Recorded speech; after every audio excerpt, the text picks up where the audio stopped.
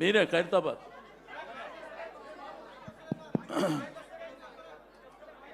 కింద మైక్ వస్తలేదా? చెక్ చేసుకో. ఇప్పుడు వస్తుందా? ఇది వస్తుందా? అట్లా కాదా? ఇది ఓకేనా? అరే అది రాకపోతే మేము చూడాలన్నా ఆమె చూసుకో. చెక్ చేయ. ఇప్పుడు హరీషన్న గారు మాట్లాడారు, రాష్ట్రంలో మన జాతిపిత జన్మదిన వేడుకలు ఘనంగా జరుగుతున్నాయి. ఏమ్మా నీకు చెప్తున్నా కదమ్మా, ఏమ్మా పక్కన రండి. ఏమ్మా వెనక టీవీ లైవ్ వస్తలేదు. అయితే ఈరోజు తెలంగాణ భవన్లో ఇంత అద్భుతంగా ఈ కార్యక్రమాన్ని చేసుకుంటున్నటువంటి శుభతరుణంలో సహకరించినటువంటి కార్యకర్తలు, నాయకులు, ఉద్యమకారులకు ప్రతి ఒక్కరికి పేరు పేరున అభినందనలు తెలియజేస్తూ, రెండోది దయచేసి మన నాయకుని పుట్టినరోజు అంటే మనకు పండుగ దినం. అందుగురించే అద్భుతమైనటువంటి వంటకాలు పెట్టినాము, అన్నీ కించుకాటే. కాబట్టి అందరూ కూడా దయచేసి ప్లేస్ కూడా విశాలంగా ఉంది, అందరూ భోంచేసి పోవాలని చెప్తూ, ఇప్పుడు మన ముఖ్య అతిథి గారు మాట్లాడే ముందు, జననం మరణం అనేది సర్వసాధారణం. మనిషి పుడతాడు, చస్తాడు. కానీ చరిత్రలో కొంతమంది వ్యక్తులు మిగులుతారు. రాజకీయ పార్టీలు రావడం సహజం. పార్టీలు వచ్చిన తర్వాత కొంతమంది ఎమ్మెల్యేలు, ఎంపీలు, జిల్లా పరిషత్ కావడం కూడా సహజమే. ఓసారి ఓడొచ్చు, ఓసారి గెలవచ్చు. కానీ భారతదేశ చిత్రపటంలో ప్రాణాలని సైతం లెక్క పెట్టకుండా తెగించి కొట్లాడి ఈ భారతదేశ ఇండియా చిత్రపటంలో ఒక తెలంగాణని తెచ్చినటువంటి నాయకుడు కేసీఆర్. ఆ చరిత్రని ఈ దేశం కాదు, ప్రపంచంలో ఎవడు చెరపలేడు. ఈ మధ్యలో తూతూ మంత్రంగా ఏది మాట్లాడినప్పటికీ ఆ భారతదేశ చిత్రపటాన్ని ఎవడన్నా మార్చగలుగుతాడా? మార్చే సాధ్యమవుతుందా?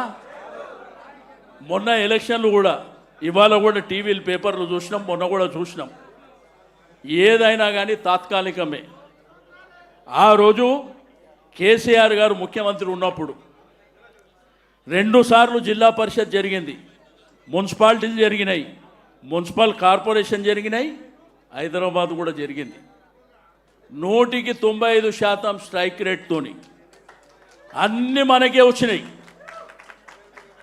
కానీ ఈ కాంగ్రెసు ఈ దుర్మార్గమైనటువంటి పరిపాలనలో పంచాయతీ ఎన్నికలు జరిగితే ఏం జరిగినాయి చూసారు.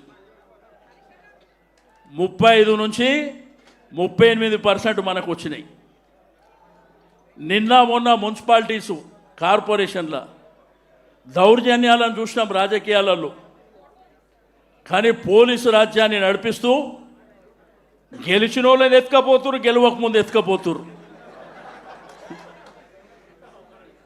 మరి ఇదే 2.5 సంవత్సరాలు అయినాక ఏడిగిపోతారు. మరి మాకేందంటే చేప పిల్ల గీత నేర్పించినట్టు మాకు తెలియని వాళ్ళకి అన్నీ నేర్పిస్తున్నారు. బిడ్డ మీరు, మా నాయకుడు మాకేం చెప్పిండు? మీరు మాట్లాడేటప్పుడు నోరు జాగ్రత్త, నువ్వు వేసుకునే బట్టలు జాగ్రత్త, నువ్వు ఫంక్షన్కు పోతే జాగ్రత్త, జనాలతోని మాట్లాడితే కూడా జాగ్రత్తగా మాట్లాడమని మా నాయకుడు చెప్పిండు. ఇప్పుడేమో తొండలు. మా మన్మని అడుగుతుండు, నాకు ఈ తొండ అంటే ఏంది తాత అంటే ఇప్పటి జనరేషన్కు ఏమి నేర్పిస్తుంది. రెండోది, మొన్న జరిగినటువంటి ఎన్నికల్లో కరెక్ట్ 3 రోజుల ముందు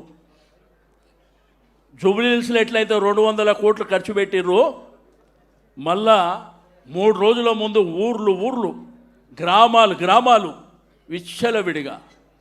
ఆ రోజు కేసీఆర్ గారు లోకల్ బాడీ ఎలక్షన్ జరిగితే ప్రచారానికి ఎక్కడ పోలే, మంత్రులు ఎక్కడ పోలే. మొన్న కూడా కేటీఆర్ గారు, హరీష్ రావు గారు కూడా వారి యొక్క నియోజకవర్గాలకే పరిమితంగా పనిచేశారు. ఎవరన్నా మన నాయకులు అన్నా మీరు కంపల్సరీ రావాలంటే పక్కనే పోయారు. కానీ మనకు వచ్చినటువంటి రిజల్ట్స్ చూసారు కదా, బ్రహ్మాండంగా. మొన్న పేపర్లలో ఏదో రాసిర్రు, టీవీలలో. నేను మొన్న కేటీఆర్ గారు పక్కన కూర్చొని చెప్పిన, నిన్నగాక మొన్న ఈనాడు పేపర్ చదవండి. అధికారంలో ఉన్నట్టు కాంగ్రెస్ వానికి 15 లక్షల ఓట్లు వచ్చినాయి, అధికారంలో లేని మనకు 10,879 ఓట్లు వచ్చినాయి. దీన్ని ఎవడన్నా గెలుపంటాడా? మనోళ్ళని రాత్రిలో పూట ఎత్తుకపోయి, సరే పాపం పండినప్పుడు, పాపాలు పండేటప్పుడు ఇవన్నీ సర్వసాధారణంగా జరుగుతాయి. కానీ 2 ఏళ్ళ తర్వాత ఇక మాకు నేర్పించింది, మేము ఇంకా నేర్చుకుంది చాలా ఉంటుంది. అందుకే మీ అందరికీ చెప్పేది ఒకటే, చరిత్రలో మనుషులు వస్తారు పోతారు, జననం మరణం అన్నీ జరిగినాయి, పార్టీలు కూడా ఉన్నాయి.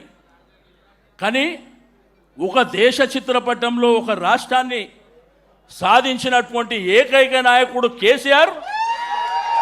చరిత్ర ఉన్నంత వరకు ఉంటాడు. ప్రభుత్వాలు ఎవరున్నా వచ్చినా పోయినా పర్వాలేదు, కానీ ఈ రాష్ట్రాన్ని ఎవరు తెచ్చిండ్రు ఈ తెలంగాణని అంటే కేసీఆర్. అద్భుతమైనటువంటి పరిపాలన. కాబట్టి మనం అందరము వారి జన్మదినాన్ని బ్రహ్మాండంగా జరుపుకోవాలనేటువంటి సంకల్పంతో రాష్ట్రంలో రక్తదాన శిబిరాలు, ఆలయాల్లో పూజలు, మసీద్లో ప్రార్థనలు, చర్చులలో ప్రార్థనలు, మన వాళ్ళు ఎక్కడికక్కడ మన పండుగ దినాన్ని ఘనంగా జరుపుకునేటువంటి రోజు. కాబట్టి ఈరోజు ఈ కార్యక్రమాన్ని మరి అద్భుతంగా నిర్వహించుకోవాలని మీ అందరికీ మరోసారి రిక్వెస్ట్ చేస్తున్నా. అందరికీ భోజనం ఉంది, మీద పడకండి. కుళ్ళ జాగా కూడా చాలా కుళ్ళ పెట్టినాం, అక్కడ కౌంటర్లు కూడా ఎక్కువ పెట్టినాం. ఈ కార్యక్రమం మన ముఖ్య అతిథి గారు మాట్లాడిన వెంటనే నేను మా ముఖ్య అతిథి గారికి, మా ప్రత్యేక అతిథి గారికి, మా మాజీ మంత్రులకు మీరు కూడా దయచేసి భోజనం చేసిపోవాల్సిందిగా మీ అందరి ప్రక్కన రిక్వెస్ట్ చేస్తూ, ఇప్పుడు గౌరవనీయులు మన యువ కిషోరం, యువ నాయకుడైనటువంటి కేటీఆర్ గారిని మాట్లాడవలసిందిగా కోరుతాం. జై తెలంగాణ. అందరికీ నమస్కారం. గౌరవనీయులైన పెద్దలు,